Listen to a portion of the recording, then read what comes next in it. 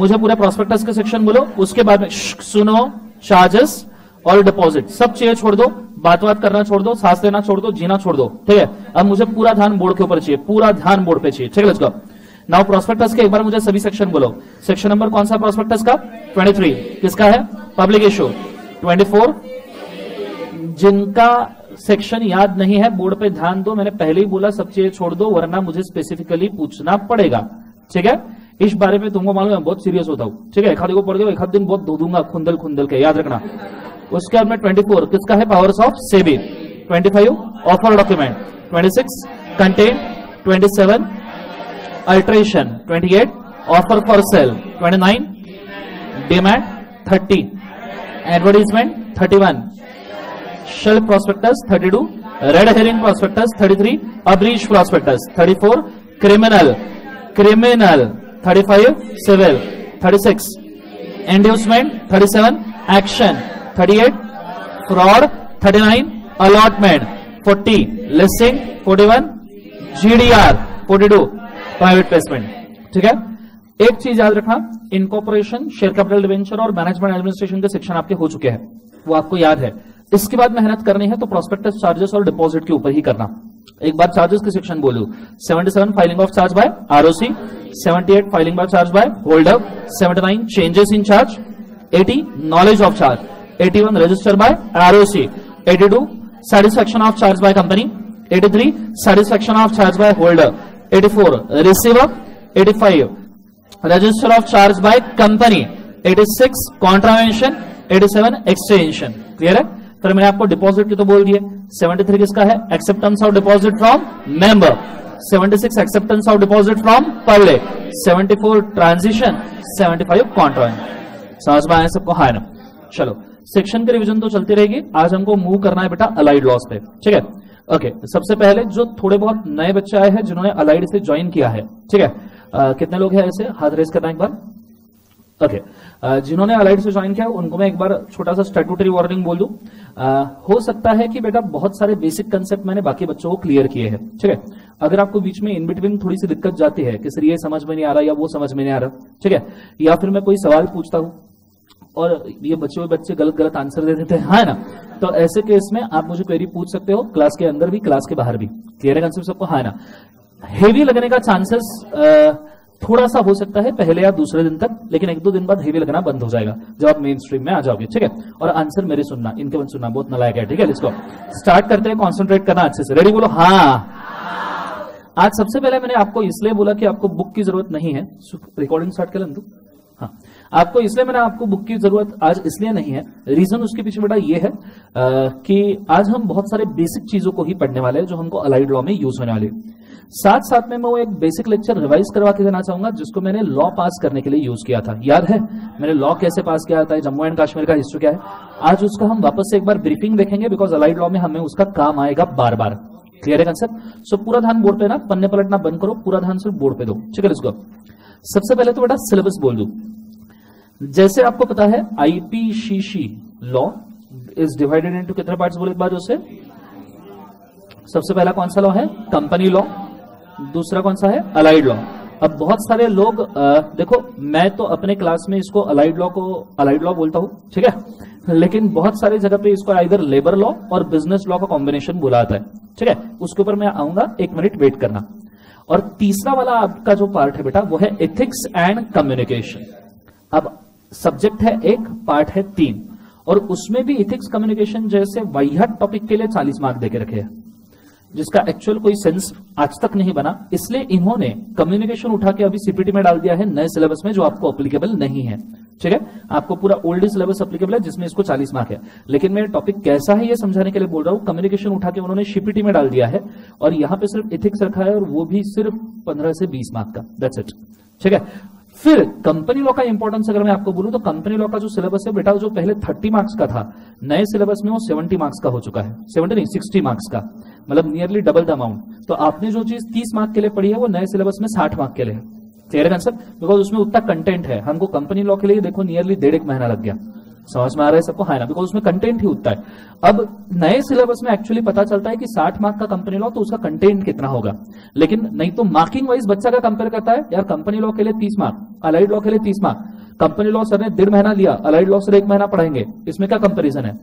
तो सीधी आप ये समझ जाओ बात कि कंपनी लॉ का पहले से भी बेटे 60 मार्क का था। मतलब सिंपली बोलूं, जब मैं बेटा P2 में था तो उस वक्त हमारे लिए कंपनी लॉ 70 मार्क्स का था और ये अलाइड लेबर लॉ सिर्फ 30 मार्क्स का था हमारे वक्त। बाद में उन्होंने इथिक्स कम्युनिकेशन ऐड करने के पर्पज से कंपनी लॉ को वापस 30 मार्क्स का कर दिया, अलाइड को 30 मार्क्स का कर दिया और इथिक्स कम्युनिकेशन 60 मार्क का डाल दिया। पर सिचुएशन ऐसा है कि अब उस कंटेंट से रहा नहीं गया। 30 मार्क में इतना सारा कंटेंट कंडेंस करना, ये इंस्टीट्यूट को भी आजकल फेयर एनफ नहीं लग रहा, इसलिए तो उन्होंने सिलेबस चेंज किया। नहीं तो सिलेबस चेंज करने के पीछे कोई रीजन था नहीं। समझ में आ रहा है मैं क्या कह रहा हूं? यस और नो? तो ये चीज को याद रखना कि भले ही कंपनी लॉ के मार्क्स 30 दिखते हैं, लेकिन अगर मैं कंटेंट के ऊपर कॉम्प्रोमाइज करता तो बात गलत हो जाती थी।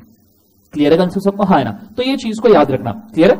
आगे जाके ऑब्वियसली आपको इसका बहुत अच्छा एडवांटेज मिलेगा जितना भी हमने कंपनी लॉ के ऊपर टाइम दिया है। आप जब तक फाइनल लेवल पे पहुंचोगे बेटा, आपको यकीन दिलाता हूं ये 122 सेक्शन जब आपके टन पे है, ये फाइनल लेवल पे इतने निखर के आएंगे कि विल बी लाइक कि नहीं मैं कंपनी लॉ में बाप हो गया हूं किसी का तो भी। क्लियर है? वैसे बच्चा कोई नहीं होगा पर आप बाप हो जाओगे। समझ में आ रहा है सबको? हाँ है ना? जोर से बोले एक बार सुनना। तो ये चीज को याद रखना। अलाइड लॉ के लिए वेटेज अभी भी 30 मार्क्स है और मैं अभी थोड़ा अलाइड लॉ को डिवाइड कर दूं कि ये किस तरीके से दिया जाता है। ठीक है, लेट्स गो। अलाइड लॉ में बेटा 2 पार्ट्स होते हैं। कितने पार्ट्स होते हैं बोले एक बार? 2। अलाइड लॉ का सबसे पहला पार्ट है बेटा लेबर लॉ। कौन सा लॉ बोले एक बार? जैसे लेबर लॉ। और अलाइड लॉ का बेटा दूसरा पार्ट है बिजनेस लॉ। कौन सा पार्ट है? Business law. Now if you consider labour law के अंदर इन्होंने 3 लॉज को कवर अप किया है। अब इनके ईयर्स और इनके नाम वगैरह तो याद हो जाएंगे, फिलहाल मैं शॉर्ट फॉर्म बोल रहा हूं। अगला काम हमारा ईयर याद करने का ही है। सबसे पहला लॉ हम जो पढ़ाने वाले हैं, अब मुझे ये नहीं ध्यान देना है कि मॉड्यूल में किस सीरीज में दिया है, मैं उस हिसाब से पढ़ाता हूं जहां पे बेसिक्स पहले क्लियर हो। तो सबसे पहला लॉ है आपका बेटा PF, provident fund and miscellaneous provisions.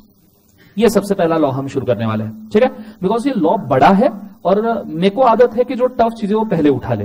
Clear है? बिकॉज उस वक्त आप थोड़े से फ्रेश होते हो, आपको समझने में आसानी होती है, फिर थोड़ी देर बाद आप so rather considering PF act थोड़ा बड़ा है और टफ चीजें देखी तो अपने को पहले करने की इच्छा हो जाती है। ठीक है, सो मिसलेनियस एक्ट हम पहले लेंगे। Now provident fund and miscellaneous provision act, year है बेटा 1952। ठीक है, ये एक लॉ है आपको। दूसरा है बेटा आपको पोगा, पेमेंट ऑफ ग्रेचुटीज एक्ट, जिसको मैं पोगा ही कहूंगा।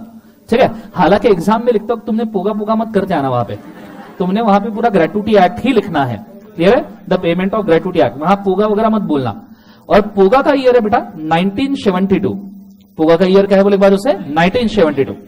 और उसके बाद में है बेटा पोबा, क्या है बोले एक बार उसे? पोबा, पेमेंट ऑफ बोनस एक्ट। और इसका ईयर है बेटा 1965। 19 का एक बार उसे 65। ईयर वगैरह याद हो जाएंगे, उसका टेंशन मेरा। कंपनीज एक्ट 2013 का ईयर तो याद हो गया, ये भी हो जाएगा। क्लियर है सबको? हाँ ना? सो ये याद करवाने की जिम्मेदारी मेरी है, मैं अगले 10-15 मिनट में आपको वही याद करवा दूंगा। ठीक है, डोंट वरी। उसके बाद में है बेटा business law. Now business law are further divided into 2 parts. एक है निगोशिएबल इंस्ट्रूमेंट, और निगोशिएबल इंस्ट्रूमेंट का ईयर है बेटा 1881। और दूसरा आपका वही पुराना ओल्ड साथी 1872। ये तो आपका जिंदगी भर पीछा नहीं छोड़ने वाला। ठीक है, शिपीटी में आपने इसको क्या पसंद कर लिया, ठीक है, ये पूरे फाइनल तक के बदला निकालने वाला है। ठीक है, आपको यकीन नहीं होगा कॉन्ट्रैक्ट के ऊपर नियरली फाइनल का एक आधा लेक्चर में सिर्फ कॉन्ट्रैक्ट पे लेता हूं कि कॉन्ट्रैक्ट में क्या बताया जाता है जिंदगी में। एक सिंपल एक सवाल पूछता हूं आपको, उसके लिए थोड़ा सा सोच के बोलना। मुझे एक बार बताओ, unsound person is capable of contracting और नॉट?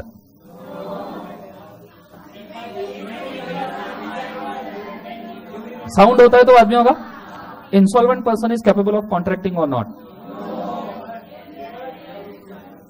ओके, यही चीज मैं आपको बोलना चाहता था। इंसॉल्वेंट पर्सन के ऊपर कॉन्ट्रैक्ट में कोई भी रेस्ट्रिक्शन नहीं है, और ऐसे कॉन्ट्रैक्ट के 15-20 चीजें ऐसी है जो आपको पता ही नहीं। क्लियर है सब? इंसॉल्वेंट ही आपके दिमाग की उपज है कि आपको लगता है कॉन्ट्रैक्ट करने के लिए कैपेबल नहीं है। थोड़ा दिमाग से सोचो, इंसॉल्वेंट पर्सन को अगर आपने कॉन्ट्रैक्ट करने से मना कर दिया तो जिंदगी भर सॉल्वेंट नहीं होगा। समझ में आ रहा है? सो कोई भी कुछ तो लोग कहेंगे, लोगों का काम है कहना, छोड़ो बेकार की बातें, कहीं बीत ना जाए अटेम्प्ट।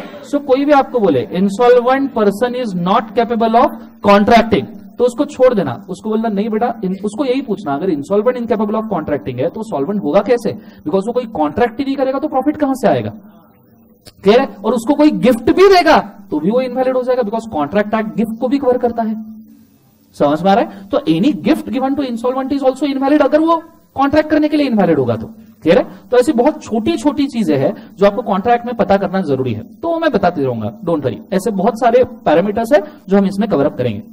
अब ये 5 लॉज के साथ में आपको डील करना है। अलाइड लॉ में मैं लास्ट बैच तक के थोड़ा सा अलग तरीके से पढ़ाता था, इस बैच में मैं थोड़ा सा अलग तरीके से पढ़ाने की सोच रहा हूं, ठीक है।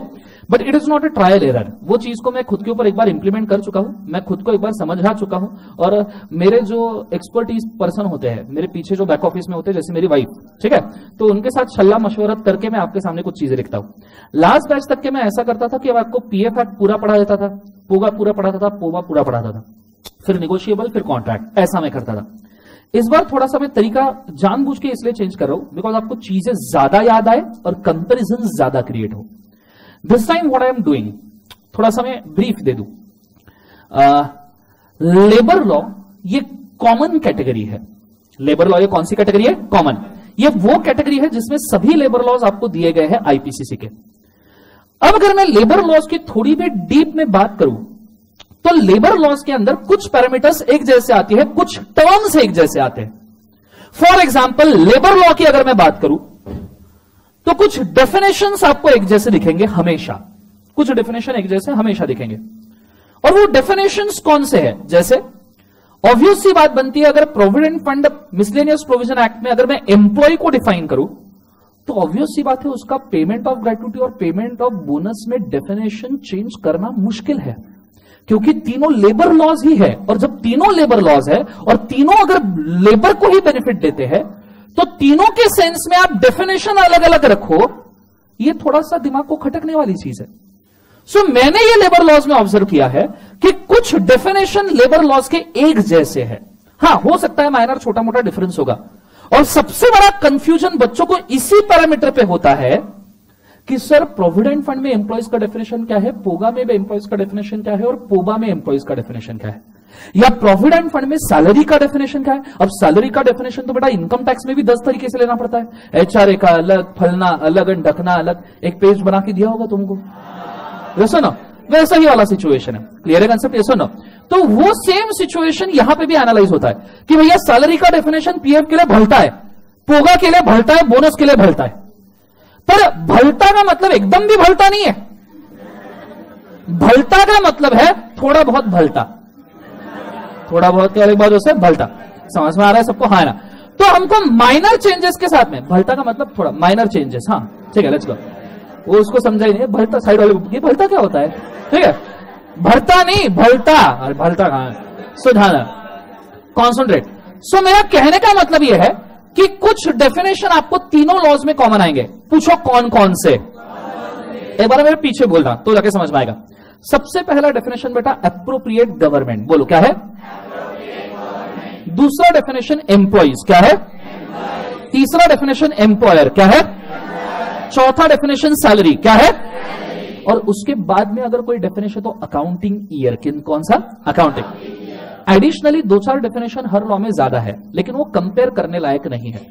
फॉर एग्जांपल प्रोविडेंट फंड में पीएफ का डेफिनेशन आप पेमेंट ऑफ ग्रेट्युटी और पेमेंट ऑफ बोनस से कंपेयर नहीं कर सकते, because that is another element. तो मैं स्टार्टिंग में अब इस साल से, इस क्लास से क्या करने वाला हूं, what I will be doing, मैं आपको पीएफ का डेफिनेशन पढ़ाऊंगा, उस डेफिनेशन के कंपैरिजन में पोगा का डेफिनेशन कैसा दिखता है वो बताऊंगा, और उस डेफिनेशन के कंपैरिजन में, दोनों के कंपैरिजन में पोगा का डेफिनेशन कैसा दिखता है ये बताऊंगा। ये मैं आपको पहले ही दिन बिना कुछ पढ़ाए क्यों बोल रहा हूं, बिकॉज इसके लिए आप प्रिपेयर हो जाओ। मैं बाकी किसी भी प्रोविजन में ऐसा नहीं करने वाला हूं, I am not comparing any other provision. Obviously जिन प्रोविजंस की इंडिविजुअलिटी और एक्सक्लूसिवनेस अच्छा है हम उनको अलग ही रखेंगे, क्लियर है। ये सिर्फ सिमिलर चीजों के लिए। और चीज कैसी होगी कि आपके आंखों के सामने तीनों डेफिनेशन रहेंगे, आपको लेना है भैया पीएफ का तो ऐसा, आपको लेना है पोगा का तो ऐसा, और आपको पोगा का लेना है तो ऐसा। तो ये सिर्फ एक छोटा सा कन्वर्जन या कंपैरिजन में इस बार से इंसर्ट कर रहा हूं, इसके बाद साथ में आपको भी थोड़ी बहुत मेहनत करनी पड़ेगी। कंसेप्ट समझ में आ रहा है सबको? हाँ ना? तो क्या होगा, कंपैरेटिवली समझ में आएगा तो कंपैरेटिवली याद भी रहेगा। ये एकदम से लिस्ट हो जाएगा कि नहीं यार एप्रोप्रिएट गवर्नमेंट ऐसा है, एप्रोप्रिएट गवर्नमेंट यहां ये है और यहां पे ये है। कंसेप्ट समझ में आ रहा है मैं क्या कह रहा हूं? जोर से बोलो सर ना। तो ये चीज को थोड़ा सा याद रखना कि मैं क्या कह रहा था, ठीक है? ये पहली चीज।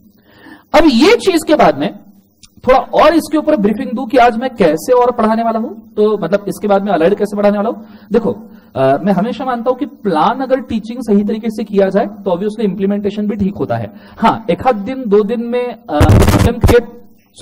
एक आध दो दिन में पॉसिबिलिटी है कि थोड़ा बहुत प्रॉब्लम क्रिएट हो सकता है या डिले हो सकता है, लेकिन प्लान अगर प्रॉपर से करो तो कवरेज भी अच्छा आएगा, ठीक है?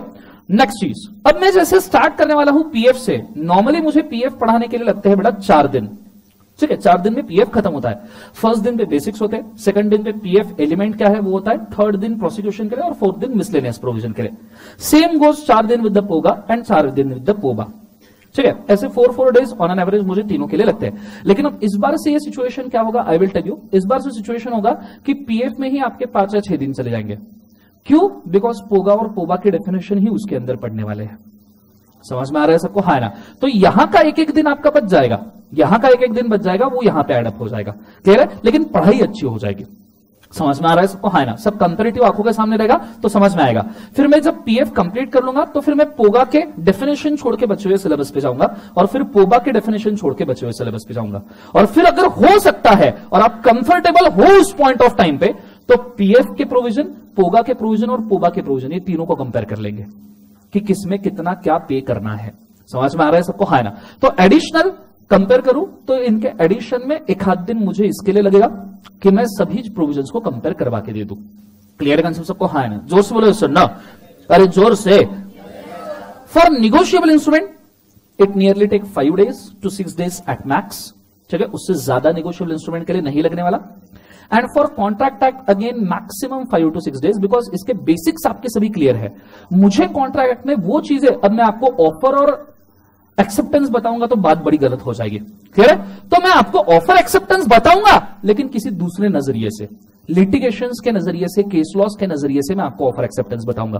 तो आपने जो पढ़ा है, हो सकता है कि वो सीपीटी में आपने बहुत सारे केसेस पढ़े होंगे कॉन्ट्रैक्ट के, लेकिन मैं उसको थोड़ा सा यहाँ पे एलिट लेवल पे जाऊंगा तो there is quite a possibility.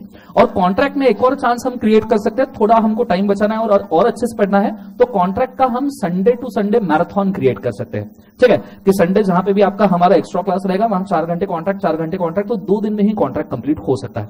ये देखेंगे अभी ना हाँ, क्लियर है? लेकिन आपका लॉस नहीं होगा, ये क्लियर सेंस में बना के रखूंगा कि हाँ बाकी क्लासेस है उसमें अगर लॉस हो रहा है तो विल कंसीडर दैट। क्लियर है कंसेप्ट सबको? हाँ ना? तो इस तरीके से अगर आप देखो बेटा तो ये टोटल 13 days, ठीक है? ये 5 + 10 मतलब टोटल 23 days तक के हमारा ये सिचुएशन कंप्लीट हो सकता है। क्लियर है? 23, 24 आज की तारीख है 6 मंथ के एंड तक के आपका अलाइड लॉ कंप्लीट हो जाएगा। समझ में आ रहा है सबको? हाँ ना? लेकिन ये 3 टॉपिक के ऊपर एक टेस्ट होगी, ठीक है? और ये 2 टॉपिक के ऊपर एक टेस्ट होगी, ये भी मैं बोल दूं, ठीक है? तो प्रिपरेशन प्रॉपरली करना, ठीक है? और ऑब्वियसली कल की टेस्ट अगर किसी ने दी होगी बेटा तो उसने घर पे जाके क्वेश्चनियर खोला होगा तो उसको समझ में आया होगा कि सभी क्वेश्चनियर्स के थे। अगर जिसने मतलब कल के टेस्ट के लिए तो आपके पास कोई एक्सक्यूज ही नहीं था कि सर मैंने पढ़ाई की है करके और मुझे नहीं आया, बिकॉज वो पॉसिबल ही नहीं, बिकॉज सभी क्वेश्चन के थे और 5 क्वेश्चन तो जानबूझ के इजी वाले डाले थे मैंने। समझ में आ रहा है सबको? हाँ ना? और जिसने अच्छे से पढ़ा उसको तो सभी इजी होंगे, अगर आपने क्वेश्चन खोला ही नहीं होगा तो बात अलग ही है। क्लियर है कंसेप्ट सबको? हाँ ना? तो ये चीज को याद रखना। तो एक टेस्ट इसके ऊपर होगा, एक टेस्ट इसके ऊपर। ये इस महीने के एंड तक हमारा जब कंप्लीट हो जाएगा या जल्दी भी हो जाएगा, बिकॉज हम सोच रहे हैं कि 20th के बाद में हम एक्स्ट्रा क्लास ले 7-1 बजे तक के, बोलो हाँ ना? तो there are quite a chance कि 25-26 तक ये खत्म हो जाएगा, तो उसके बाद में 7-8 दिन एथिक्स कम्युनिकेशन इज्जत से लेंगे आराम से कि बातें कैसी करनी है, लेटर कैसे लिखने हैं। समझ में आ रहा है सबको? हाँ। सो विल डू दैट कि कम्युनिकेट करते वक्त कैसे, कितने दूर किससे खड़ा होना चाहिए, हाँ, एनवायरमेंट में इथिक्स कैसे बनानी चाहिए, ठीक है? तो उसके तरफ फेंकने के लिए मतलब वहां इथिक्स कम्युनिकेशन टॉपिक ऐसा है कि उस वक्त मैं यहां पे बैठा रहूंगा, एक जन आपने आके यहां पे पढ़ा देना, ठीक है? आप लिटरली एक्सपर्ट हो, मतलब मैंने जब बताना शुरू कर दिया आपको समझ में आ जाएगा क्या चल रहा है, सब मेरे को मालूम है। Clear answer? कम्युनिकेशन में एक टॉपिक है, एक टॉपिक उसे नॉर्मली कहा जाता है कंफर्ट जोन या कंफर्ट एरिया। नहीं है एक्चुअली, आपको यकीन नहीं होगा। उसमें क्या लिखा है, जो पब्लिक वाला पर्सन है, जो पब्लिक में होता है पर्सन, वो आपसे कम से कम 12 फीट के डिस्टेंस पे खड़ा होना चाहिए। जो पब्लिक थर्ड पर्सन है वो 12 फीट के डिस्टेंस पे। इसकी डायग्राम दी है उन्होंने, आपको यकीन नहीं होगा। इसकी डायग्राम है, पब्लिक वाला पर्सन 12 फीट पे खड़ा होना चाहिए। अगर वो थोड़ा सा हाई बाय वाला है तो 8 से 12 फीट में खड़ा होना चाहिए, ठीक है, या अपने से दूर। हाँ, और वो अगर एकदम खास वाला दोस्त है तो 2 से 8 फीट तक के खड़ा हो सकता है, और एकदम ही खास वाला है तो हाँ, ये चीज कम्युनिकेशन में बोली है। आपके दिमाग की धज्जा उड़ जाएगी, क्या पढ़ा रहे हैं हमको करके, समझ में आ रहा है सबको? हाँ ना। तो कम्युनिकेशन है ही टॉपिक वैसा। तो चलो छोड़ो, वो तब जब आएगा तब देखेंगे, ठीक है, उस वक्त देखेंगे, फिलहाल इसको देख लेते। समझ में आ रहा है सबको? हाँ ना, जोर से बोले एक बार, यस ना। उसके अंदर बहुत खतरनाक चीज है कम्युनिकेशन। सेमेंटिक्स, बॉडी लैंग्वेज कैसी होनी चाहिए, आंख कैसी मारनी चाहिए, सब चीजें, ठीक है, लेट्स गो। एक्चुअली मतलब लिटरली ऐसी ही चीजें उसमें, जाने दो, छोड़ो, नीचे पहले वो पढ़ा दूं क्या? बड़ा इंटरेस्ट डेवलप हो गया ना तुम्हारा, बहुत बढ़िया, लेट्स गो। अब आ जाओ, कॉन्सेंट्रेट। अब टारगेट है बेटा ईयर्स याद करना। टारगेट है क्या याद करना बोले एक बार से? ईयर्स। तो मैं पहले ईयर्स याद करवा दूं। मैं आपको अभी के लिए नहीं, थ्रू आउट फाइनल और बियॉन्ड दैट, ठीक है, सीए बनने के बाद भी, सीए बनने के बाद भी, मरने के बाद भी, कबर के अंदर भी, जलने के बाद भी, क्लियर है? तो ध्यान देना, सीए बनने के बाद भी आपको एक ऐसा फॉर्मूला यूज होगा जो आप ईयर याद करने के लिए रिमेंबर कर सकते हो, ठीक है। सबसे सिंपल चीज है, अगर आपको किसी भी एक्ट के ईयर याद करने हैं, यहां तो भी 5 ही एक्ट है, आप जब आगे और बढ़ते जाओगे तो ये 15-20 हो जाएंगे, ठीक है। तो ईयर याद करना बहुत जरूरी है, बिकॉज सिंपल सी बात है, मैंने आपको कंपनीज एक्ट का हिस्ट्री बताया था। जब बेटा आप एक्ट का नाम कोट करते हो और उसका ईयर कोट नहीं करते तो बड़ा प्रॉब्लम होता है। समझो आपने सिर्फ ऐसा लिखा section 55 of the companies act, लेकिन कंपनीज एक्ट 1866 में भी था, कंपनीज एक्ट 1913 में भी था, कंपनीज एक्ट 1956 में भी था, और कंपनीज एक्ट 2013 में भी है। तो ईयर कोट करना ये उतना ही इंपॉर्टेंट है जितना इंपॉर्टेंट है एक्ट का नाम कोट करना। कंसेप्ट समझ में आ रहा है सबको? हाँ ना, जोर से बोलो सर ना। बिकॉज ऑफ विच मुझे पहले ईयर याद करना जरूरी है आज के लेक्चर में, ठीक है। अब ईयर याद करने का बहुत सिंपल तरीका बेटा ये होता है, मैं एक सिंपल फेज देके छोड़ता हूं तो आपको याद हो जाएगा।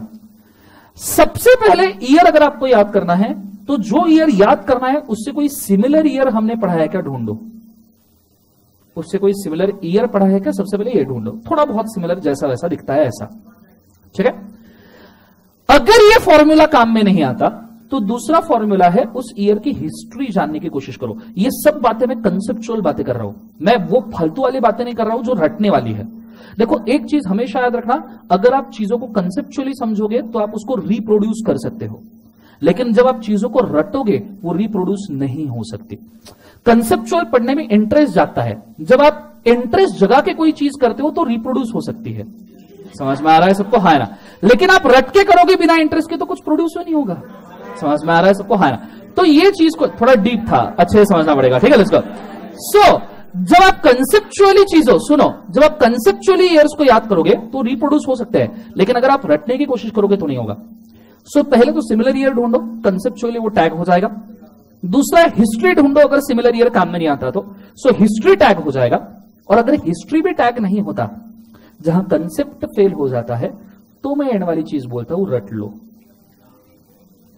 लेकिन यहां तक की कभी बात जाएगी ही नहीं। There is quite a possibility कि हम यहां तक की बात जाने ही नहीं देते, ठीक है। हाँ, मैं यहां तक के रटने में बात तब जाने दूंगा जब मार्क्स के कंपैरिजन में लगने वाला टाइम बहुत ज्यादा है। क्लियर है सबको? हाँ ना, कि मार्क्स मिलने वाला है अंडा और लगने वाला टाइम है मुर्गी, तो इट्स क्वाइट नॉट पॉसिबल। समझ में आ रहा है सबको? हाँ ना। तो ये चीज को याद रखना। अब सबसे पहले तो ऊपर के ईयर्स याद करने हैं, तो अब इनको जरा देखते हैं, कोई सिमिलर सा ईयर हमने देखा है क्या? कॉन्ट्रैक्ट का वो तो सिमिलर नहीं, वो सेम ही ईयर है, कॉन्ट्रैक्ट एक ही बार बना है। क्लियर है? तो कॉन्ट्रैक्ट का ईयर कौन सा बोले बाद से? 1872। इससे पता है आपको पोगा भी याद हो सकता है।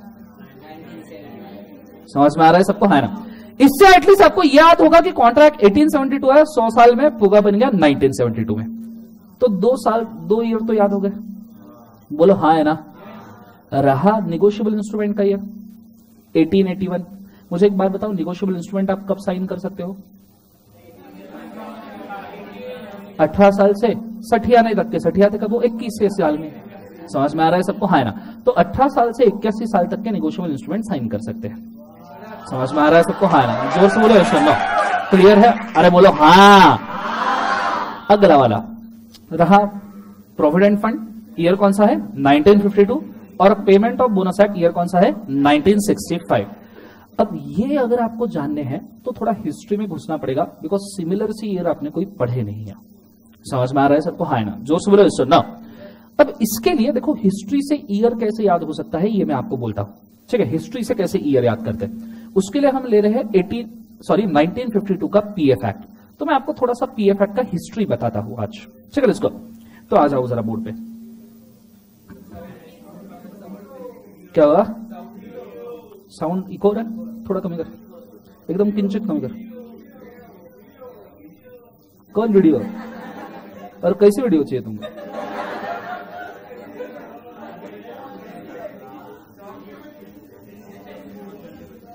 कौन सी वीडियो देखना? चलो लेट्स गो। मोबाइल में उतने कम है क्या? ठीक है, लेट्स गो।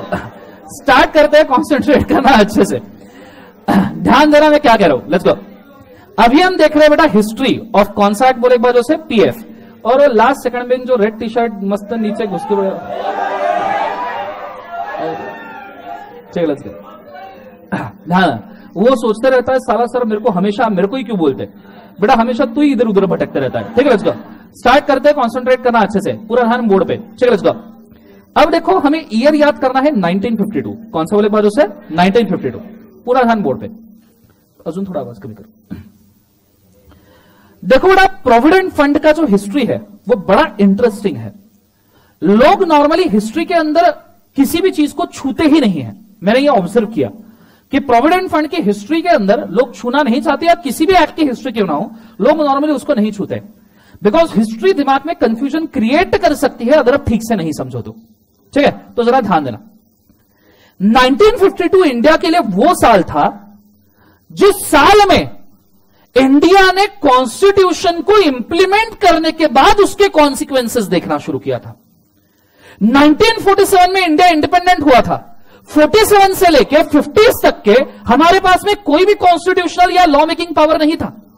एंड 50s में जब अंबेडकर ने कॉन्स्टिट्यूशन बनाया और 26 जनवरी 51 में जब इंप्लीमेंट किया तो उसके कॉन्सिक्वेंसेस 52 में दिखना शुरू हुए। 1947 में इंडिया को जब अंग्रेज छोड़ के गए तो अंग्रेज खाली हाथ नहीं गए थे। आपने सुना होगा इंडिया पहले सोने की चिड़िया था, बाद में सिर्फ चिड़िया बची। सोना तो लेके गए ना, व्यापारी करके आए थे, राज करके चले गए। सो पहले इंडिया में बहुत पैसा था, बहुत अच्छा खासा पैसा था। ऑब्वियस सी बात है अंग्रेज जब इंडिया को छोड़ रहे तो खाली हाथ जाएंगे क्या? उन्होंने जितने रिसोर्सेस हो सकते हैं ना बेटा, जितने सब रिसोर्सेस एक्यूमुलेट किए और सभी रिसोर्सेस को वो लेके गए, सब रिसोर्सेस लेके गए। एक्चुअल 1947 में इंडिया की हालत ये थी कि इंडिया के डॉलर रिजर्व में, मतलब उस वक्त तो डॉलर रिजर्व होना भी बहुत बड़ी बात थी, इंडिया के डॉलर रिजर्व में हार्डली $15 मिलियन बचे थे। सर 15 मिलियन बहुत होते हैं सर, मेरे को दो, मैं तो कुछ के कुछ कर जाऊंगा। अरे तेरे को दू, लेकिन ये बात सोच कि वो 100 करोड़ लोगों के कंपैरिजन में $15 मिलियन है क्या? आपको यकीन नहीं होगा, 100 करोड़ लोगों के लिए $15 मिलियन हार्डली 1.5 दिन तक का काम करते हैं, वो भी बहुत नेसेसिटीज के ऊपर ध्यान दिए तो 1947 की हालत यह थी कि इंडिया के पास में पैसा ही नहीं था। और उस वाले सिचुएशन में हमने लॉ बनाने के बारे में सोचा। मतलब उस सिचुएशन में जिन्होंने लॉ बनाए वो बहुत तगड़े लॉ बनाए हैं 1947 से लेकर 50 में। यकीन नहीं होता आपको? एक एग्जांपल बोलता हूं, institute of chartered accountants of India act 1949। समझ में आ रहा है सबको? हाँ ना। इमेजिन करो, इमेजिन कि कॉन्स्टिट्यूशन क्रिएट करने के पहले तुम्हें बनाने वाला लॉ बनाया गया है। आपको बताया था कि मैंने इसके बारे में, और आपको पता भी होगा फिर ये किसने पास किया है? Freedom fighters. किसने पास किया है? Freedom fight. उस वक्त लॉ बनाना यह बहुत बड़ी बात थी बेटा, बिकॉज आपके पास ना असेंबली थी, ना प्रोविजनल असेंबली, और ना ही वो नेताओं को देने के लिए पगार था, ना ही इंडिया के सिस्टम चलाने के लिए पैसे थे। अल्टीमेटली आपको पैसा रेज करना जरूरी था। प्रोविडेंट फंड का हिस्ट्री इस पैसा रेज करने से बहुत ज्यादा कनेक्टेड है, घनिष्ठ संबंध है। क्लियर है आंसर? वैसे आप घनिष्ठ को तो बहुत अच्छे समझते हो। ठीक है, लेट्स गो। सो अब जरा ध्यान देना, प्रोविडेंट फंड का हिस्ट्री क्या है, what is a problem. Provident fund ये बेसिकली दो टाइप के बेनिफिट्स क्रिएट करना चाहता था। ये एक्ट पहला बेनिफिट क्रिएट करना चाहता था गवर्नमेंट ऑफ इंडिया के लिए, गवर्नमेंट ऑफ इंडिया के लिए। टेक्स्ट थोड़ा सा व्हाइट है, ठीक है, तो थोड़ा आंखें स्ट्रॉन्ग करके 2 मिनट देखना पड़ेगा, पूरा व्हाइट नहीं है, टेंशन मत लो, ठीक है।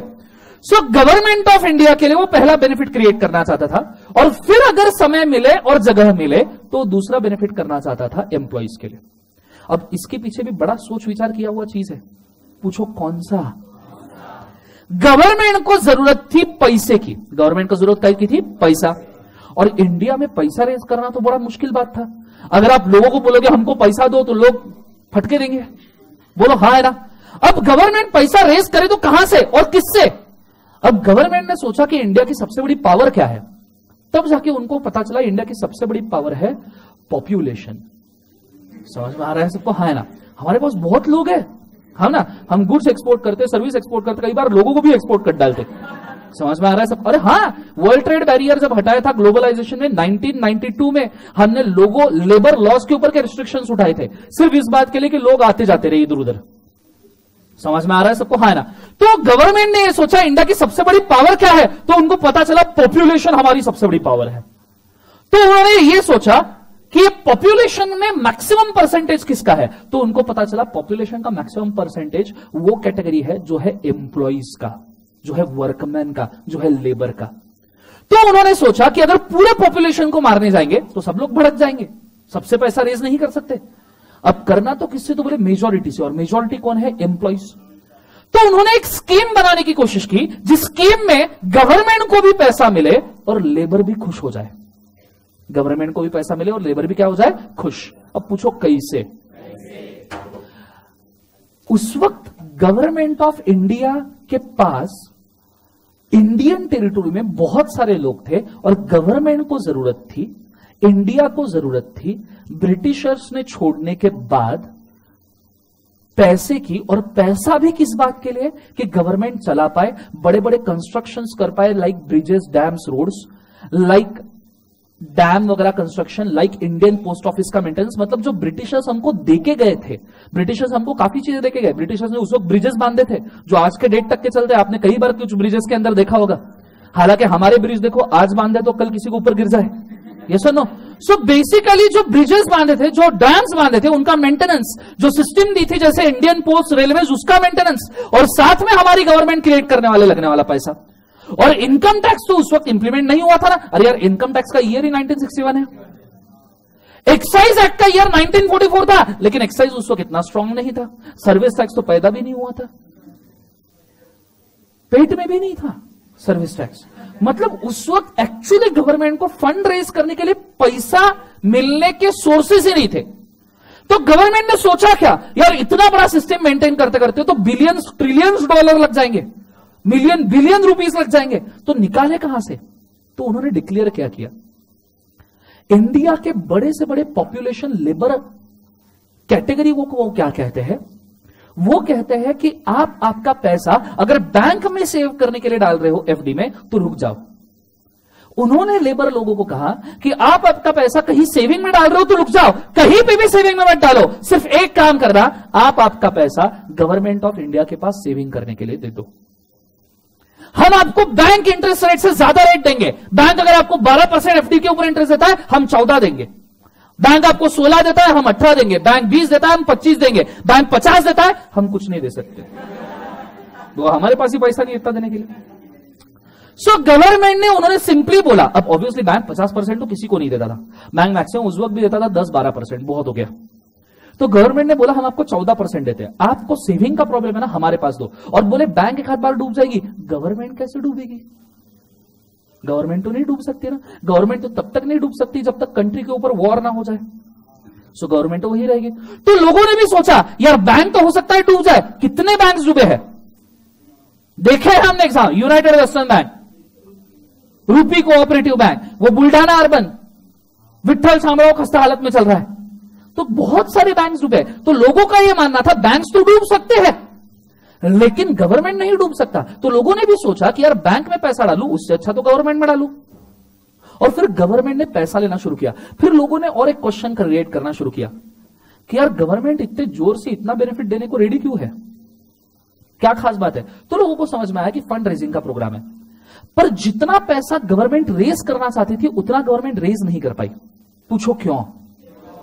क्योंकि लेबर क्लास वालों में भी उन्होंने ऑप्शन रखा था कि आप प्रोविडेंट फंड को ऑप्ट कर सकते हो, मतलब आप इस एक्ट में सेविंग कर सकते हो। और बहुत सारे लोगों ने सेविंग के अंदर नहीं डाला, सेविंग के अंदर उनको इंटरेस्ट नहीं था तो उन्होंने नहीं डाला।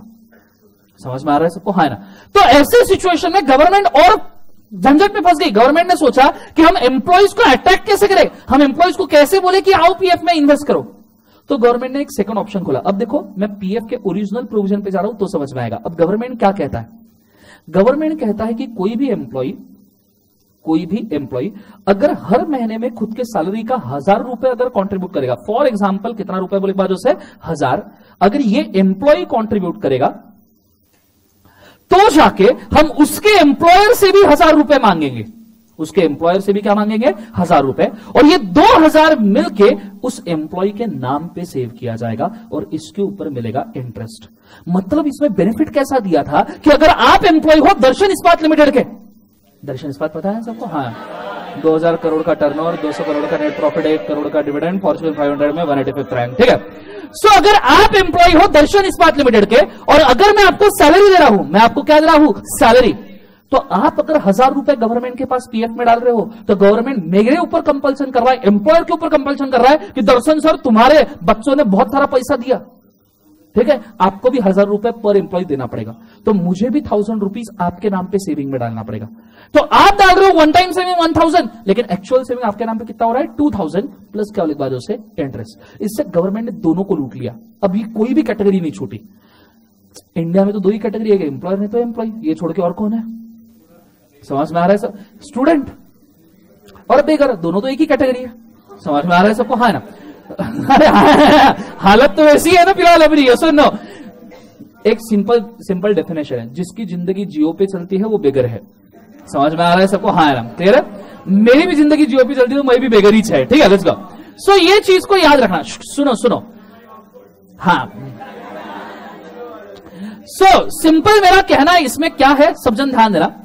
मेरा कहना यह है कि गवर्नमेंट को पैसा रेज करना था तो गवर्नमेंट ने एम्प्लॉय को भी लूटा और एम्प्लॉयर को भी लूटा। अब लूटना ये वर्ड भी खराब हो जाएगा क्योंकि गवर्नमेंट इसके ऊपर रिटर्न भी दे रहा था और रिफंड भी पैसे कर रहा था। कंसेप्ट समझ में आ रहा है सबको? हाँ ना, जो बोले सुनो। नाउ इस चीज को याद रखना। अब इससे क्या हुआ? एम्प्लॉइज जोर जोर से कंट्रीब्यूट करने लगे बिकॉज एम्प्लॉय को पता था कि अगर मैं 1000 रुपए दूंगा तो मेरे नाम पे 2000 इन्वेस्ट हो रहे हैं, इसलिए एम्प्लॉय भी अट्रैक्ट हुआ। तो मैक्सिमम इंडिया की पॉपुलेशन जो एम्प्लॉयमेंट में थी उन्होंने पीएफ एक्ट अप्लाई किया। आपको यकीन नहीं होगा, जब ये स्कीम नहीं खोला था तब तक पीएफ में maximum 30 to 40% of employees are making investments. लेकिन जब से ये स्कीम शुरू किया 95% of employees are opting for PF. समझ में आ रहा है? इमेजिन 40% कहा, 95% कहा, मतलब इंडिया की पूरी एम्प्लॉयमेंट की जितनी भी बिरादरी है सब पीएफ में इन्वेस्ट कर रही है। वो 2 महीने के लिए भी क्यों ना काम करे, वो पीएफ में इन्वेस्ट इसलिए करता था बिकॉज उसके एम्प्लॉयर को भी चोट मिलती थी और एम्प्लॉयर को चोट लगने का सुख ही अलग होता है। समझ में आ रहा है सबको? हाँ ना।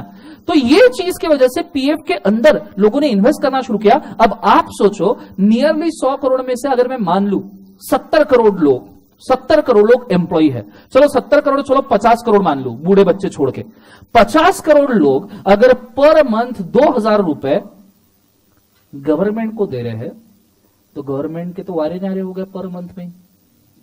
समझ में आ रहा है सबको? हाँ ना। और ये चीज तो बढ़ने ही वाली थी, कम तो होने वाली थी नहीं, बिकॉज पॉपुलेशन बढ़ने वाली थी। समझ में आ रहा है सबको? हाँ ना। जो से बोले सुनो, हम निकल लिए 100 करोड़ से 125 तक आ गए, पता नहीं और कितने दूर जाएंगे। समझ में आ रहा है सबको? हाँ ना। तो बेसिकली देखा जाए तो गवर्नमेंट की स्कीम सक्सेसफुल थी। अब आप मुझे बोलोगे सर गवर्नमेंट इतना पैसा रेज कर रहा है, गवर्नमेंट को रीपे भी तो करना पड़ेगा। अगर गवर्नमेंट ने ये पैसा उठा के ब्रिज में डाल दिया, गवर्नमेंट ने ये पैसा उठा के डैम में डाल दिया, गवर्नमेंट ने ये पैसा उठा के रेलवे में डाल दिया, तो पैसा वापस कौन सा करेंगे सर?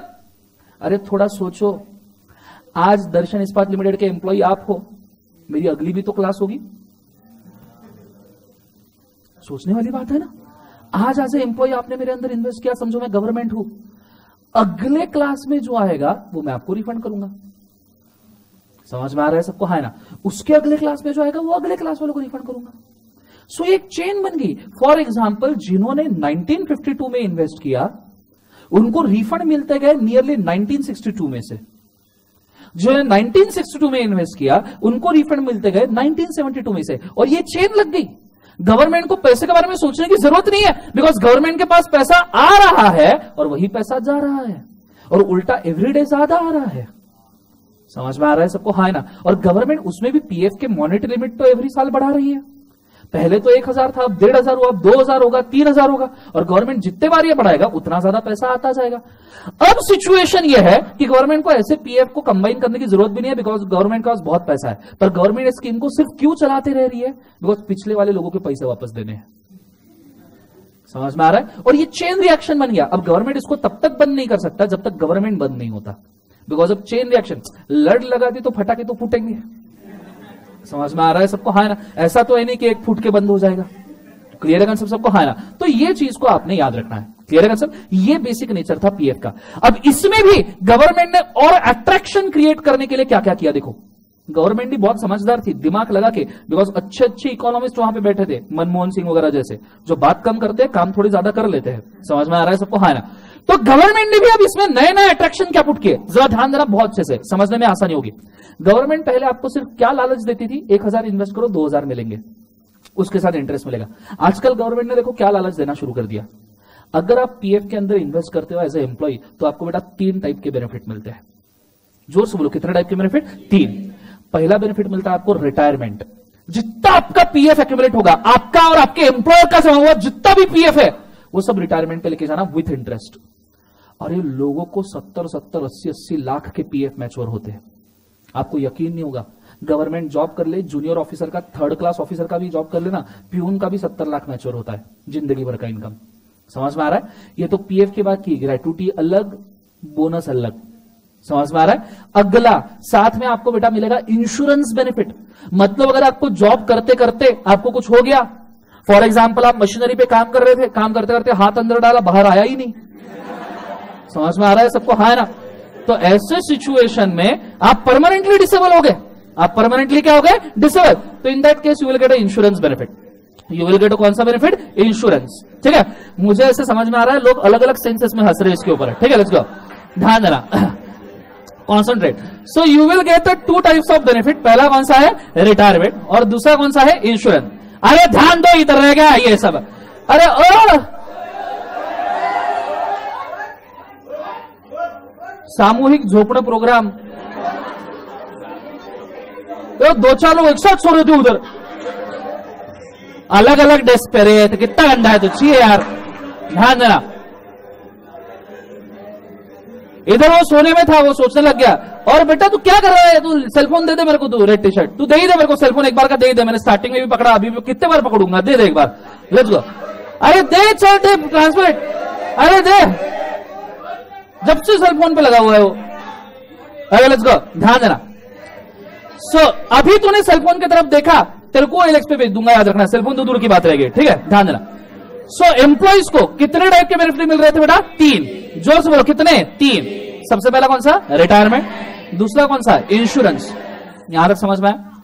और तीसरा बेनिफिट बेटा आपको मिलता है, खास वाला है, दैट इज सेविंग्स बेनिफिट। कौन सा बेनिफिट बोले एक बार? जो से सेविंग। मतलब अब देखो सिचुएशन क्या है। रिटायरमेंट पे आपको एक लमसम कंपेंसेशन क्रिएट होने वाला है, पीएफ आपका पूरा सेव होने वाला है, ये वाला पीएफ ये पूरा रिटायर करते वक्त मिलने वाला है। और इंश्योरेंस बेनिफिट अगर आपके पास पार्शियलिटी, टेम्पररिटी या परमानेंट डिसेबिलिटी या डेथ वाला केस क्रिएट होता है तो क्लियर है? मतलब आपकी फैमिली भी सेफ है, आप खुद भी सेफ हो, और आपका फ्यूचर भी सेफ है। समझ में आ रहा है सबको? हाँ ना। तो ये एक बात उन्होंने एम्प्लॉइज को अट्रैक्ट करने के लिए। आपको यकीन नहीं होगा, स्टार्टिंग में सिर्फ सेविंग बेनिफिट था, ये इंश्योरेंस बेनिफिट और ये रिटायरमेंट बेनिफिट बाद में इंसर्ट किए गए नियरली 85-90 में। क्लियर है सब? वो भी एम्प्लॉइज को पकड़े रखने के लिए। मतलब गवर्नमेंट ने एक्चुअली देखा जाए तो पीएफ एक्ट के अंदर भी काफी अच्छे इंप्लीमेंटेशन किए। अब इससे विन विन सिचुएशन हुआ। वैसे भी अगर इंसान सोचो, आप जॉब करोगे बेटा, आप जॉब करोगे तो आगे जाके भी रिटायरमेंट के लिए प्लान करोगे या नहीं करोगे? बोलो हाँ है ना। ऐसा कहा जाता है, याद रखना, ऐसा कहा जाता है इंसान ने खुद के इनकम के 20% हर महीने सेव करके रखना चाहिए। ठीक है, हालांकि तुमने तुम्हारी सेविंग थोड़ी बहुत की होगी अभी जब पॉकेट मनी मिलती है, लेकिन वो एक हाथ दी रेखा था जीन्स या टॉप दिख गया तो हूं, यस और नो? तो ऐसी सिचुएशन में आपकी सेविंग्स गवर्नमेंट के पास जब रहती है ना, तो दिल ललचाता नहीं है। गवर्नमेंट से आप सेविंग निकाल के कोई जीन्स खरीदने तो जाएगा नहीं ना, समझ में आ रहा है?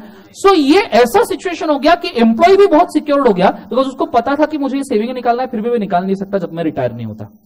क्लियर है सर? तो ये एक ब्लॉक भी बन गया, लॉक इन भी बन गया कि एम्प्लॉय को सुधरना ही पड़ा।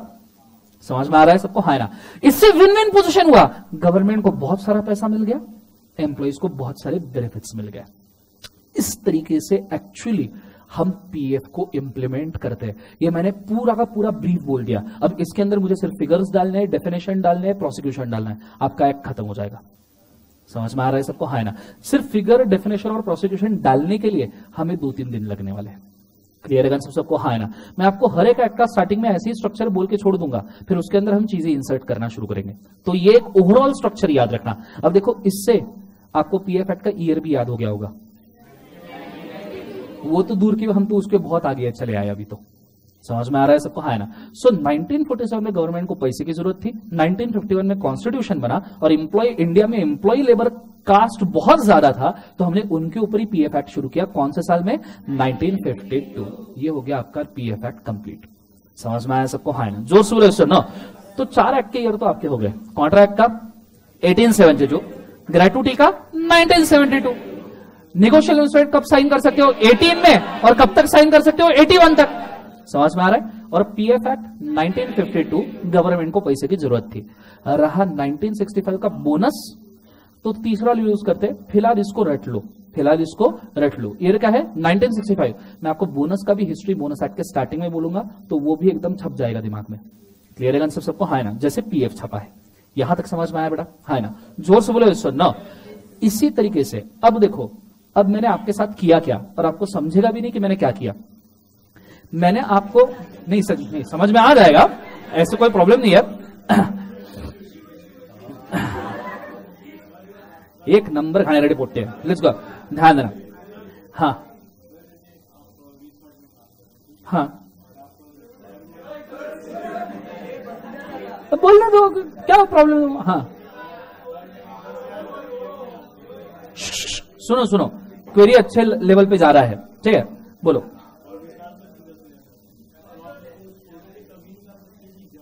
हाँ, सवाल यही पूछा है कि सर बोले तुम वी-स्मार्ट में काम कर रहे हो। मैं तो भैया वर्कमैन हूं वी-स्मार्ट में, पहले ही बोलता हूं, ठीक है? अगर अब समझो वी-स्मार्ट में मैंने 10,000 डाले पीएफ में, इमेजिन 10,000, अब 10,000 लिमिट नहीं है, लिमिट कुछ और है, मैं उसकी तरफ डील नहीं कर रहा, बिकॉज सही टाइम पे सही समय पे लिमिट आएगी, ठीक है? सो समझो वी-स्मार्ट में मैंने 10,000 डाले। अब मैं जब 10,000 डालूंगा तो विशाल सर जो एम्प्लॉयर है वो और 10,000 डालेंगे। क्लियर है? ऐसा हम तीनों के लिए होगा, मेरे लिए, विजय सर के लिए और प्रकाश सर के लिए। क्लियर है कंसेप्ट सबको? हाँ ना? तो ये सिचुएशन में जब हम खुद का सेविंग करेंगे तो विशाल सर भी हमारे नाम पे सेविंग करेंगे। और सवाल यह है, क्या ये 20,000, मतलब मैंने डाले हुए 10,000, विशाल सर ने डाले हुए 10,000, मैं कभी भी विड्रॉ कर सकता हूं? नहीं, ये पीएफ एक्ट का रिस्ट्रिक्शन है, इसलिए मैंने आपको बोला कि कभी भी आप उसको नहीं निकाल सकते। देयर इज रिस्ट्रिक्शन, आप कुछ स्पेसिफिक पीरियड के बाद ही उसको निकाल सकते हो। I will tell you that कितने साल, कब, या कौन से इवेंट में। समझ में आ रहा है सबको? हाँ ना? उसके लिए फिलहाल स्ट्रक्चर बनाना छोड़ दो, वरना कंफ्यूज हो जाओगे, ठीक है? फिलहाल सिर्फ हिस्ट्री से ही कंसर्न रखना और ईयर से। समझ में आ रहा है सबको? हाँ ना? चलो, अब इससे मैं आपको कह रहा था, मैंने आपके साथ कुछ कर दिया लेकिन आपको समझ में नहीं आया। देखो, आपको बहुत सारे सवाल आएंगे, ये पॉसिबिलिटी है, मैं उसको डिनाई नहीं कर रहा। आपको ये सवाल आएगा लिमिट क्या है, आपको ये सवाल आएगा मैं जितना डालू उतना ही एम्प्लॉयर डालेगा, आपको ये भी सवाल आएगा कितने साल में निकाल सकता हूं और कितने साल डाल के रख सकता हूं। समझ में आ रहा है सबको? हाँ। तो आपको जितने भी ऐसे सवाल, मैं पीएफ की बात कर रहा हूं कमबख्तो, तो जितने साल आपको ये सवाल आएगा, जितने टाइम आपको ये सवाल आएगा, मैं आपको सिर्फ एक चीज बोलना चाहूंगा, रिक्वेस्ट करना चाहूंगा, थोड़ा सा वेट करो, हम इन्हीं प्रोविजंस के ऊपर जाने वाले हैं। मैंने एक्ट को छुआ तक नहीं है, ठीक है? मैंने एक्ट को छुआ तक नहीं है, मैंने सिर्फ ऊपर ऊपर से देखा है, ठीक है? अभी तो क्लियर है कंसेप्ट सबको? हाँ ना? तो जरा ध्यान देना, यहां तक समझ में आया बेटा? बोलो हाँ ना? अब देखो, इसके ऊपर से मैं आपका अगला कंसेप्ट डेवलप करना चाहूंगा, लेकिन मैं पहले चाहता हूं इसको लिख लो बेटा एक बार। ये जो चीज मैंने दी है,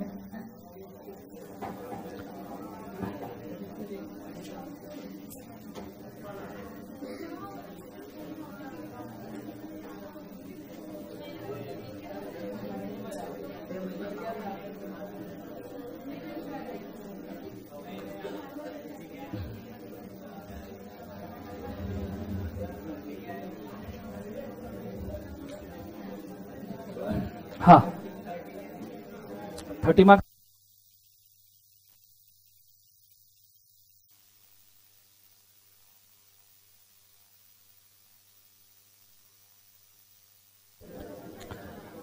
नए बच्चों को थोड़ा हैंडराइटिंग के साथ प्रॉब्लम हो सकता है, पुराने वाले तो पुराने वाले को तो आदत हो गई होगी अभी तक।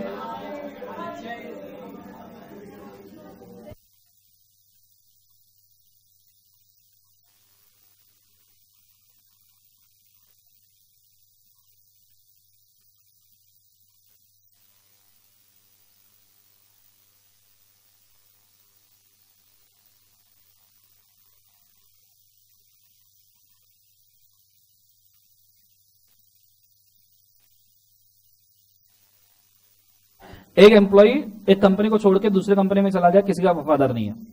मैं आपको क्या बोला, जस्ट होल्ड, पकड़ के रखो।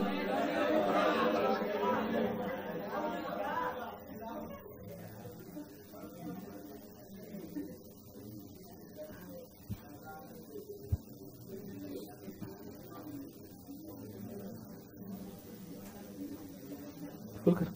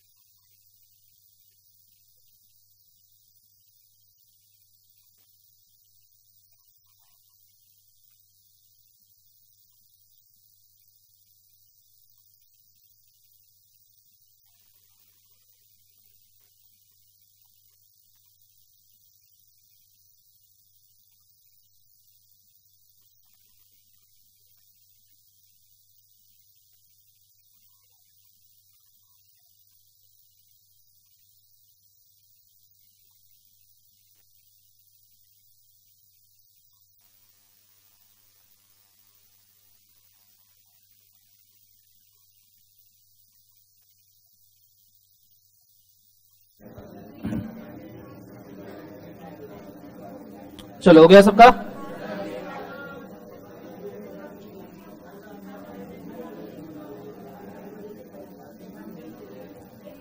डन का? ओके, अब नीचे का कुछ नहीं लिखना है आपको। अभी आपको क्या लिखना है, I will tell you that first.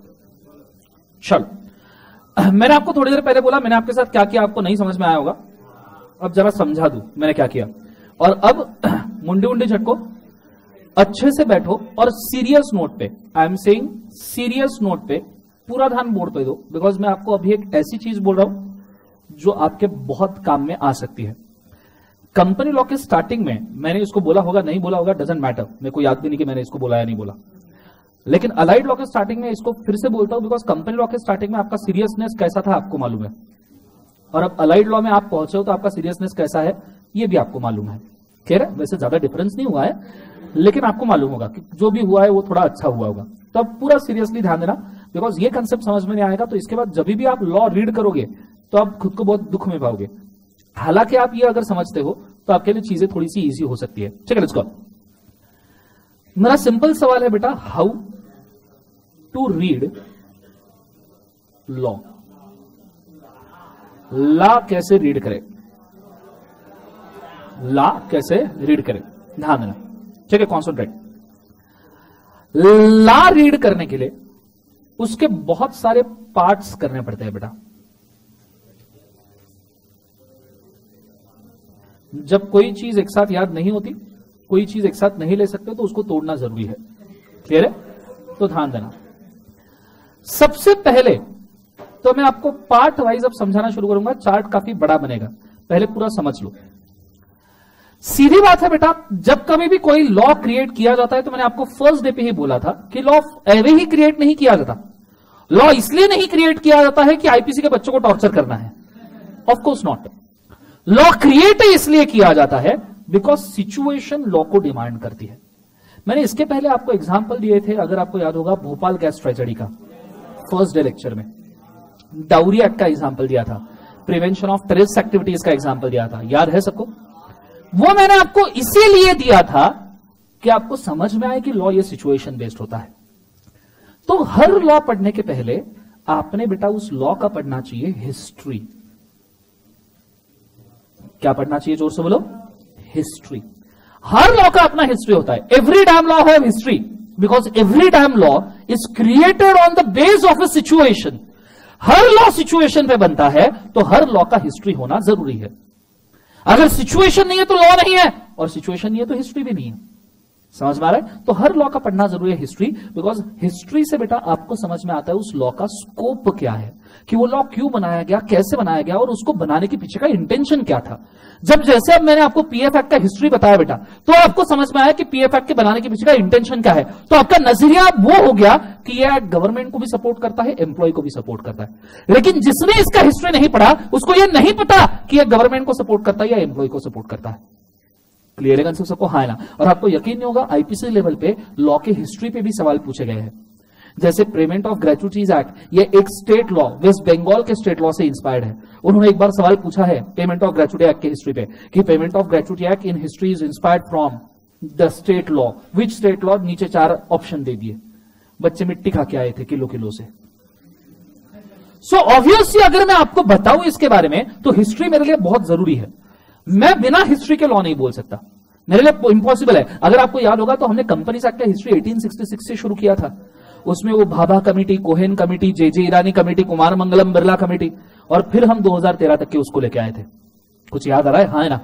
तो हिस्ट्री के बिना अपन तो पढ़ नहीं सकते, लेकिन हिस्ट्री में कंसेप्ट छुपे होते हैं, इसलिए हिस्ट्री में स्कोप मिलेगा।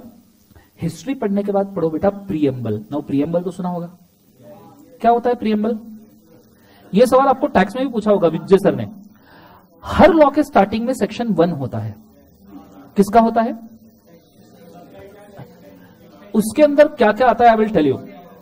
उसके अंदर आता है बेटा स्कोप, एक्सटेंट एंड कमेंसमेंट। कुछ याद आया? और फिर एब्रिवेशन सर ने बोला होगा एसईसी, याद है सबको? हाँ ना? और इसके ऊपर एडिशनली आएगा शॉर्ट टाइटल। मतलब इस एक्ट को payment of provident fund act बोलो, ये भी लॉ में लिखना पड़ता है सेक्शन 1 में। किस एक्ट का नाम पीएफ एक्ट है, इसको पीएफ एक्ट ही बोलो, ये भी सेक्शन 1 में लिखा होगा, बिकॉज उसको नहीं तो लोग पीएफ एक्ट नहीं बोलेंगे, ये भी तो लॉ है। सो आपको 3 चीजें मिलेगी प्रीएम्बल में, स्कोप, एक्सटेंड, कमेंसमेंट। कौन से स्कोप के साथ बना, कौन से ज्योग्राफिकल एरिया में एप्लीकेबल है। नाउ ज्योग्राफिकल एरिया की एप्लीकेबिलिटी भी बहुत इंपॉर्टेंट है, बिकॉज उसके पीछे रीजन है, कुछ लॉज कुछ स्टेट में नहीं लगते। जैसे जम्मू एंड कश्मीर का मैंने हिस्ट्री बोला था, याद है वो आर्टिकल 370? समझ में आ रहा है सबको? हाँ ना? तो इसीलिए हमको चाहिए बेटा एक्सटेंड, इसलिए हमको क्या चाहिए? एक्सटेंड। और फिर उसके बाद में आएगा बेटा कमेंसमेंट, मतलब कौन से दिन से लॉ अप्लाई होना शुरू हुआ। ये है प्रीएम्बल। ये क्या है बोले बालों से? प्रीएम्बल। ये पढ़ने के बाद आप जाते हो अगले पार्ट पे। अब ये चीज आप कहीं नहीं सुनने वाले, तो बहुत अच्छे से ध्यान देना। मैं इसको लिए कलर चेंज करता हूं, कॉन्सेंट्रेट करना अच्छे से। तीसरा पार्ट आपने पढ़ना चाहिए लॉ का डेफिनेशन। और मैंने आपको जैसे बोला बेटा, कंपनीज एक्ट के जितने भी डेफिनेशंस थे जरूरी वो तो हमने पढ़ लिए। 2-4 डेफिनेशन कंपनीज एक्ट के और है, वो मैं आपको बताऊंगा, जस्ट वेट। एक पीएफआई वगैरह का। लेकिन जैसे मैंने आपको बोला, अलाइड लॉज में हम डेफिनेशन कंपेरेटिव चार्ट में पढ़ने वाले हैं, बिकॉज सब डेफिनेशन एक जैसे है। समझ में आ रहा है सबको? हाँ ना? तो आपको पढ़ना है डेफिनेशन। अब जरा देखो, डेफिनेशन बेटा 2 कैटेगरीज में डिवाइड होते हैं। कैटेगरी 1 होता है अकॉर्डिंग टू कवरेज, और कैटेगरी 2 होता है अकॉर्डिंग टू ड्राफ्टिंग। एक बार जोर से बोलो, कैटेगरी 1 डेफिनेशन का अकॉर्डिंग टू कवरेज, और category 2 according to drafting. Coverage वाली कैटेगरी में 2 पार्ट आते हैं, एग्जॉस्टिव, इंक्लूसिव। कहीं बोला था क्या मैंने? काय का एग्जांपल दिया था? बहुत बढ़िया। सो मैंने आपको वेज और मिल्क और एग्स का एग्जांपल दिया था, दूध और अंडे, याद आया? Veg means fruits, roots, leaves, sems, any part of plant और tree, and veg includes milk and eggs. समझ में आ रहा है? सो एग्जॉस्टिव डेफिनेशन मतलब जो खुद के स्कोप को लिमिट करता है। जब मैं कहता हूं veg mean fruits, roots, leaves, sems, any part of plant और ट्री, तो वेज में सिर्फ प्लांट और ट्री के पार्ट्स ही आएंगे। लेकिन जब मैं कहता हूं veg include milk and eggs, because वो डिस्प्यूटेड है, तो उसमें नॉर्मल असम्पशन यह है कि नॉर्मल वेज तो आएगा ही, और इंक्लूड वर्ड्स करके मैंने क्लैरिफाई कर दिया कि उसमें मिल्क और एग्स भी आएंगे। समझ में आ रहा है सबको? हाँ ना? क्लियर है एग्जैक्टली क्या कह रहा हूं? तो ये चीज को थोड़ा सा याद रखना कि ये 2 कैटेगरी। लेकिन ड्राफ्टिंग के हिसाब से अब जरा जानना, ड्राफ्टिंग के हिसाब से भी दो टाइप के डेफिनेशन बनते हैं। एक बनता है बेटा एक्ट बेस्ड डेफिनेशन और एक बेटा सेक्शन बेस्ड या प्रोविजन बेस्ड डेफिनेशन। ये मैंने बताया था क्या? अब पहली बार शायद सुन रहे होंगे। Now what is act based definition and what is section based definition? पूछो ये क्या है? एक सिंपल वर्ड लेते हैं बेटा, प्लांट। कौन सा वर्ड लेते हैं? प्लांट। अगर मैं लॉ ड्राफ्ट कर रहा हूं एनवायरमेंटल प्रोटेक्शन का, काय का बोले बाजू से एनवायरमेंट से रिलेटेड, मुझे एक बात बताओ, एनवायरमेंट से रिलेटेड अगर मैं प्लांट वर्ड यूज कर रहा हूं तो प्लांट वर्ड के तो दो मीनिंग निकलते हैं, एक निकलता है झाड़ से रिलेटेड और एक निकलता है मशीनरी से रिलेटेड। अगर मैं एनवायरमेंट से रिलेटेड लॉ बना रहा हूं तो मैं इसका मीनिंग क्या लू? झाड़ लू या मशीनरी लू? झाड़ लू या मशीनरी लू? So I will take it as झाड़। लेकिन अब झाड़ पूरे के पूरे एक्ट में I have to take a meaning as a tree, पूरे एक्ट में। तो मैं पूरे एक्ट में एनवायरमेंट एक्ट के लिए सेक्शन 2 में डिफाइन कर दूंगा कि in this act the word plant means in sense of tree. ये मैंने सेक्शन 2 में डिफाइन कर दिया बिकॉज ये एक्ट बेस्ड डेफिनेशन है। ये कौन सा बेस्ड डेफिनेशन है? सब जन बोलो, कौन सा बेस्ड? Act based. लेकिन किसी एक सेक्शन में मुझे यह बोलना है कि प्लांट और मशीनरी से पोल्यूशन होता है। प्लांट और मशीनरी से क्या होता है? पोल्यूशन। तो ऐसे सिचुएशन में जिस सेक्शन में मैं पोल्यूशन की बात करूंगा उस सेक्शन के अंदर मुझे प्लांट वर्ड का मीनिंग कुछ और देना है, बिकॉज प्लांट का यहां मीनिंग होता है मशीनरी के सेंस में। तो मुझे वो सेक्शन के एक्सप्लेनेशन में पुट करना पड़ेगा कि यहां पे प्लांट का मीनिंग क्या होता है, बोले बाजू से मशीनरी। तो ऐसे दो टाइप के डेफिनेशन निकलते हैं, एक होता है बेटा कौन सा? एक्ट बेस्ड, और एक होता है बेटा सेक्शन बेस्ड। आइडिया क्लियर है? जोर से बोलो हाँ ना, बिकॉज इसके साथ आप डील करने वाले हो। आपको बहुत सारी जगह पे गवर्नमेंट का मीनिंग और सेक्शन में गवर्नमेंट का मीनिंग अलग अलग मिलेगा। कंसेप्ट समझ में आ रहा है सबको? हाँ ना, इसलिए मैं पहले ही इसको डिक्लेयर कर दूं। क्लियर है कंसेप्ट सबको? हाँ ना। एक बार मुझे फिर से बोलो, कितने पार्ट पढ़ने हैं लॉ के? सबसे पहला क्या था? लॉ में सबसे पहले क्या पढ़ना चाहिए? लास्ट बेंच बोलो, मौन व्रत लिए क्या आज? बोलो सबसे पहला क्या है? हिस्ट्री। दूसरा प्रीएम्बल। प्रीएम्बल में कितनी चीजें? 3, स्कोप, एक्सटेंड, कमेंसमेंट, और साथ में शॉर्ट टाइटल। क्लियर है? तीसरा वाला क्या पढ़ना है? डेफिनेशन। डेफिनेशन के कितने पार्ट? 2, एक कवरेज, एक ड्राफ्टिंग। कवरेज में 2, एग्जॉस्टिव, इंक्लूसिव। ड्राफ्टिंग में 2, एक एक्ट बेस्ड, एक सेक्शन बेस्ड। आइडिया क्लियर है? समझ में आया? सिंपल। अगला, अरे बंद करो मेरे पीछे बोलना, ठीक है? Let's go.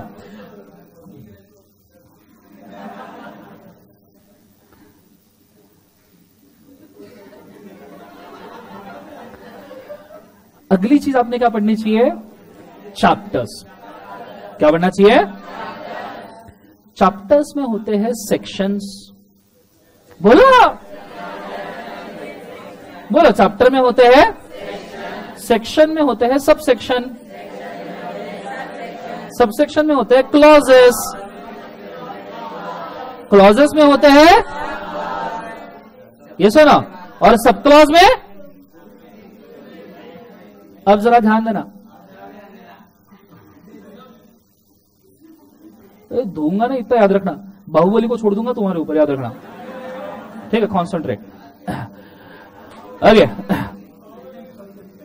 ओके, अब देखो इतने सारे section, subsection, clauses, sub clause के एडिशन में एक और चीज होती है बेटा, प्लस प्रोविजो। क्या बोले बात उससे? Proviso. Now what do mean by proviso? सुना है कभी? कभी प्रोवाइडेड दैट सुना है? प्रोवाइडेड फर्दर दैट सुना है? प्रोवाइडेड ऑल्सो दैट सुना है? वही सब प्रोविजोज होते हैं। Provided also, provided further also, provided further that. समझ में आ रहा है? कई बार तो इतने प्रोविजोज होते हैं कि इनके पास के वर्डिंग समझ में आते हैं। पहले लिखते हैं प्रोवाइडेड दैट, फिर provided also that, provided further that, also provided further that, further also provided that. समझ में आ रहा है सबको? हाँ।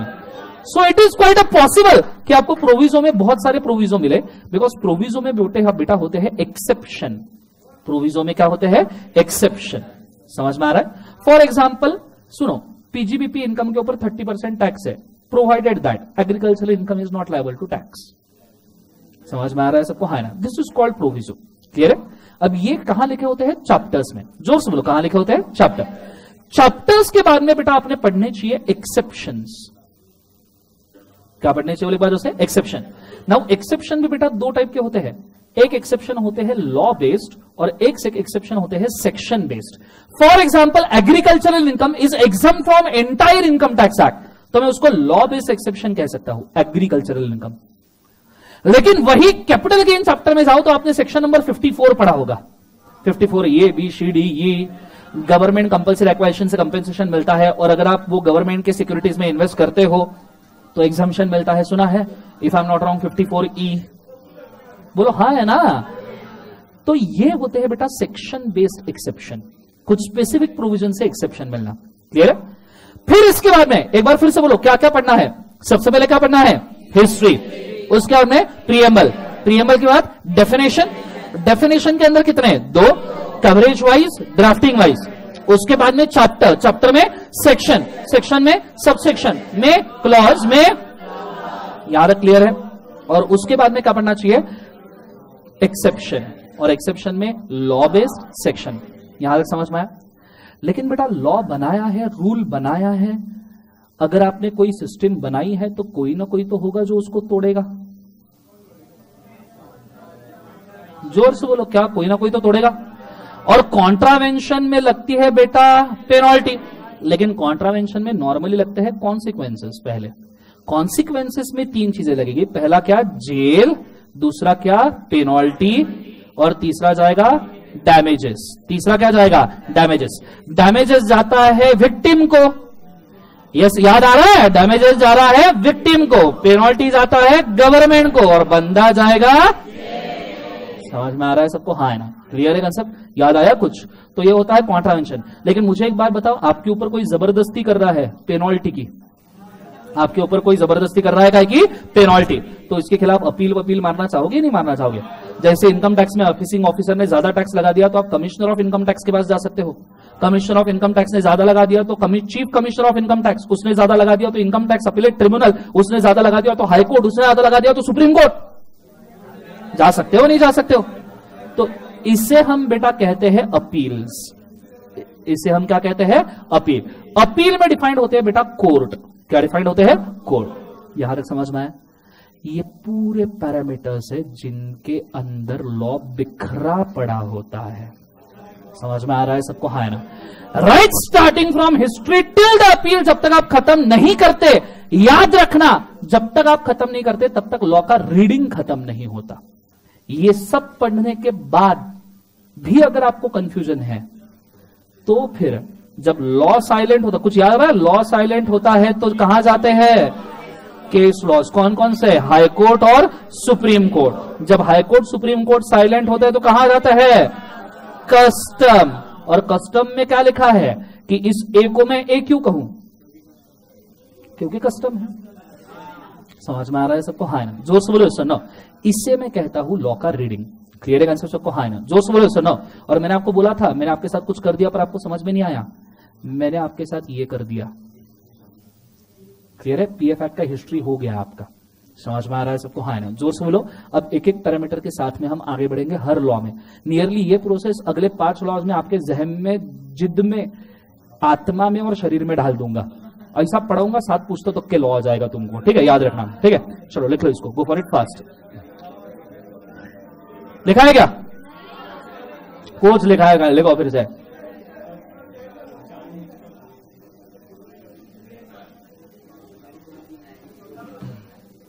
लिखो इसको, और लिखा भी होगा, फिर से लिखो, फिर से भी लिखा होगा, और लिखो।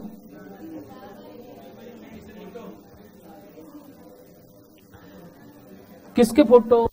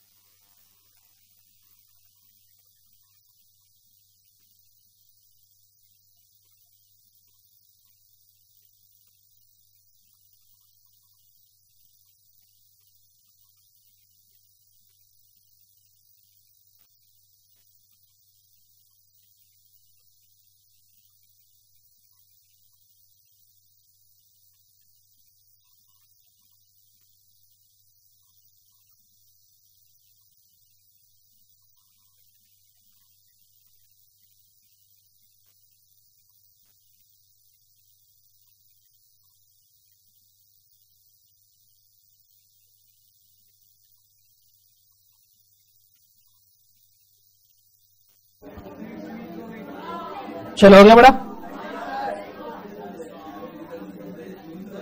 Done everyone?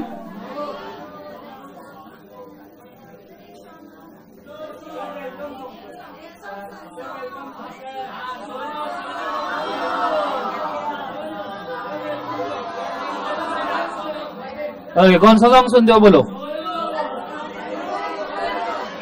सोनू नहीं, सोनू ने, सोनू बाद में आराम से। एक गाना गाता हूं।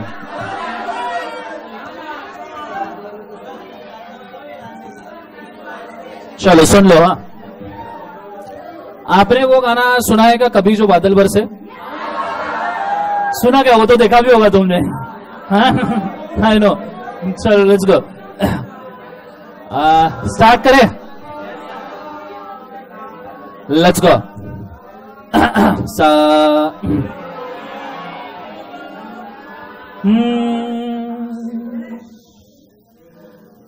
कभी जो बादल बरसे मैं देखूं तुझे आंखें भर के, तू लगे मुझे पहली बारिश की दुआ, तेरे पहलों में रह लूं मैं खुद को पागल, कह लूं तू गम दे खुशियां सह लूं साथिया। ओ हो ये है ओ हो हा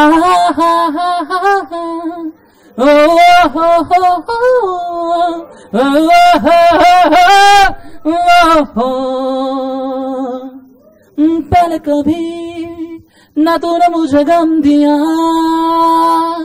फिर मुझे क्यों तन्हा कर दिया, गुजारे थे जो लम्हे प्यार के, चाहा था तुझे अपना मान के, तो फिर तूने बदली क्यों अदा, ये क्यों किया।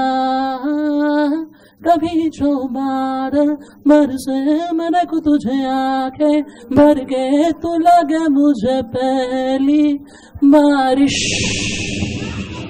की दुआ, तेरे पहलों में रह लूं मैं खुद को पागल, कह लूं तू गम दे खुशियां सह लूं साथिया।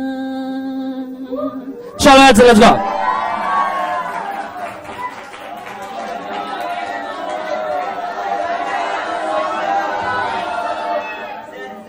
चलो आगे बढ़ते हैं। हाँ, let's start. Thank you so much. हाँ, लेट्स गो। ओके, आगे बढ़ते हैं। सुनो,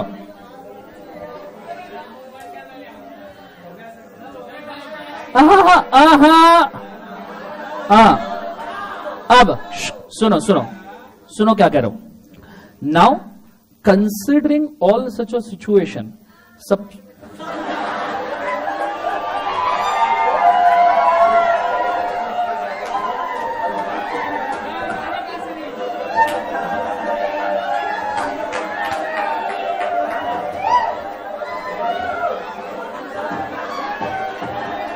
अभी तक मुझे लग रहा था लड़कों में कोई तो भी प्रॉब्लम है। ठीक है,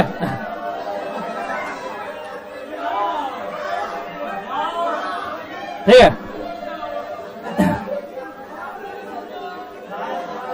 ठीक है, कुछ हुआ नहीं, हमने कुछ सुना नहीं, तुमने कुछ किया नहीं, टेंशन मत लो। ठीक है, लेट्स गो आगे।